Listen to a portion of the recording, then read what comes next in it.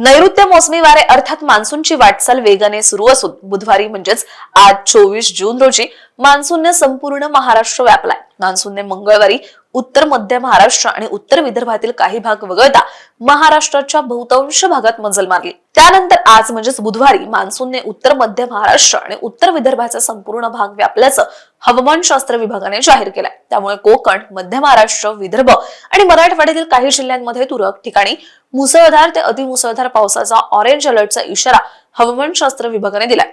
आज कोकणातील पालघर, ठाणे, मुंबई, रत्नागिरी आणि रायगड जिल्ह्यांमध्ये काही ठिकाणी आज मुसळधार ते अतिमुसळधार पावसाचा ऑरेंज अलर्ट असून विजांच्या कडकडाटासह जोरदार सरी कोसळण्याचा अंदाज आहे. तर सिंधुदुर्ग जिल्ह्यात काही ठिकाणी मुसळधार पावसाचा इशारा हवामानशास्त्र विभागाने दिलाय.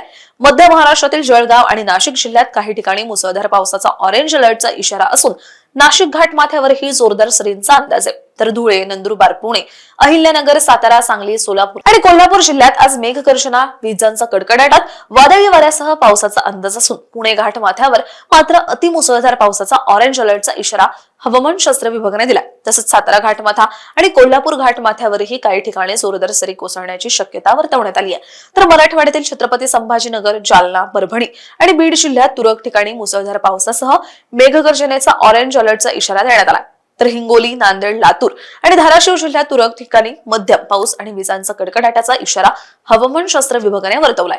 तसंच विदर्भातील अकोला, बुलढाणा, वाशिम, भंडारा, गडचिरोली आणि वर्धा जिल्ह्यात मेघगर्जनेसह हलका ते मध्यम पावसाचा अंदाज असून अमरावती, नागपूर, यवतमाळ, चंद्रपूर आणि गोंदिया जिल्ह्यात काही ठिकाणी मुसळधार पावसाचा ऑरेंज अलर्टचा इशारा हवामानशास्त्र विभागाने दिलाय. नैऋत्य मोसमी वारे अर्थात मान्सूनची वाटचाल वेगाने सुरू असून बुधवारी मान्सूनने उत्तर मध्य महाराष्ट्र आणि उत्तर विदर्भाचा संपूर्ण भाग व्यापलाय, अशी माहिती हवामानशास्त्र विभागाने दिलाय. मान्सूनची सीमा आज सुरत, इंदूर, मांडला, दाल्टनगंज, मोतीहारी भागातून जातीये. तर पुढील 2 ते 3 दिवसात मान्सून गुजरात आणि मध्य प्रदेशच्या आणखी काही भागात प्रगती करण्याची शक्यता हवामानशास्त्र विभागाने वर्तवली आहे. अशाच हवामान अपडेटसाठी अॅग्रोवनला सबस्क्राईब आणि फॉलो करायला विसरू नका.